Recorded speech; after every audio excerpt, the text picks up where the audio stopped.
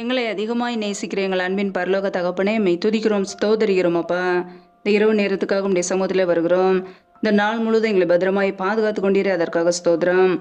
ஒவ்வொரு நாளும் கணின்மணி போல எங்களை பாதுகாத்து ஜீவனோடு வைத்திருக்கிறீரே, அதற்காக நன்றி. எங்களுடைய தேவைகளை சந்திக்கிறீரே, நன்றி அப்பா. உண்ணவும் உடுக்கவும் தங்குவதற்கு இடமும் கொடுத்து எங்களை பாதுகாக்கிறீரே, நன்றி அப்பா. இப்பொழுது இணைந்திருக்கிற ஒவ்வொரு குடும்பங்களும் என்னுடைய கரங்களில் அர்ப்பணிக்கிறோம். என் தேவன் தாமே பிள்ளைகளை ஆசீர்வதிப்பீராக. பிள்ளைகள் செய்கின்ற வேலைகள், தொழில்கள், வியாபாரங்கள் எல்லாவற்றையும் ஆசீர்வதிங்க. கையின் பிரயாசங்களை வருதிய பண்ணுங்க.